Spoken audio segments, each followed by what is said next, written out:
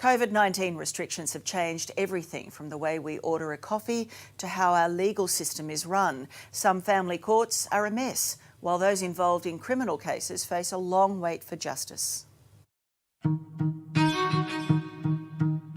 Normally busy places, today our courts are deserted.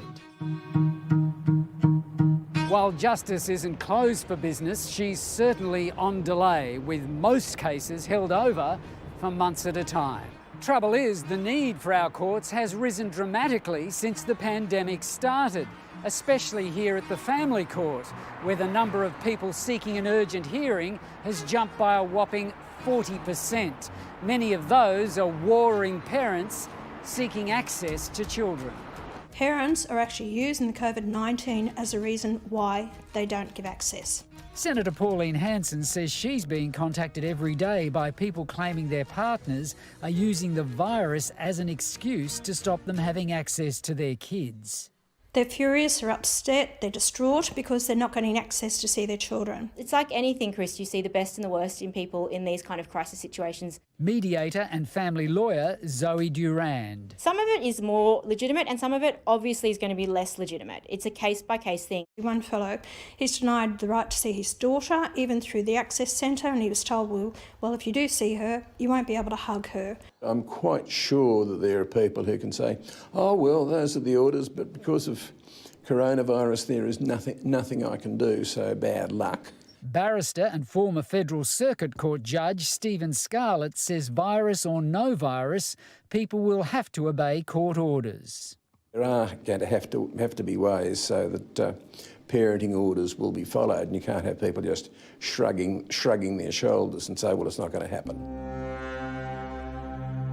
To make it happen, the family court has come up with a COVID-19 list of urgent cases caused by the pandemic, which it promises will be heard by a judge within 72 hours. Now, it's a national system. The judge could be in Adelaide, you could be in Brisbane, the other side could be in Darwin. And that means people appearing in court won't actually be there. They'll be giving evidence by phone or video link. The governments have given the courts more powers to deal with the problems because if we don't get the courts opened again, we're just going to have massive delays. Associate Professor Jackie Horan is a law lecturer from Monash University. She says it's not only the family court, but every court that's being transformed. This has just turbocharged the need for virtual technology and to trust in virtual technology. So how does this work? Well, during the pandemic, where possible, evidence will be taken virtually. That means witnesses and even those standing trial will probably give evidence via video link. There'll be few, if any, members of the public allowed in the courtroom, and the biggest change will be no jury. So until this ends, it will be judge-only trials. From now on, if a defendant during COVID says that they're happy for a case to go ahead, they don't want the delay, then it can go ahead before a judge only. Already high-profile cases like the Brisbane toolbox murders will be judge-only trials. In Victoria, 3,000 people facing charges, among them gangland widow Roberta Williams, will no longer have to report to police while on bail because of the virus. Roberta, were you concerned for your health? Is that why you didn't want to report to police? And with most trials on hold, there's a danger some people in custody will spend more time locked up than they could get for the actual crime they're charged with. It's a tremendous problem. Prisons are potentially a hotbed for the pandemic for COVID-19. So there are applications being made. There's one today being heard in Victoria on that very issue. The criminal matters, especially where people were in custody, they've got to put those first. The ones where people are on bail, they'll stay on bail. And the civil matters, they've just put all of those over for 6 months.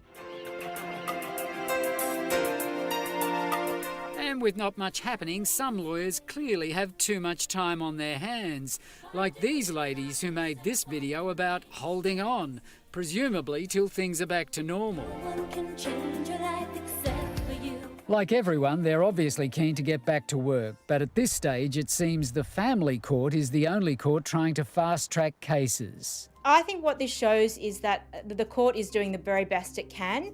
Colleagues I've spoken to, other barristers, have spoken quite favourably about it. I think it's a joke, and it's all been seen as window dressing as far as I'm concerned. Senator Hanson is part of an inquiry into the family court which is still taking evidence, and she says it will take more than fast-tracking cases to overcome some of the issues when it comes to access to children. Nothing's changed. You can fast-track these cases unless the courts and the judges come down hard on those parents who are being unreasonable and stopping the children from seeing the other parent. It's hoped the parliamentary inquiry into the family court system will be making recommendations for changes by the end of the year.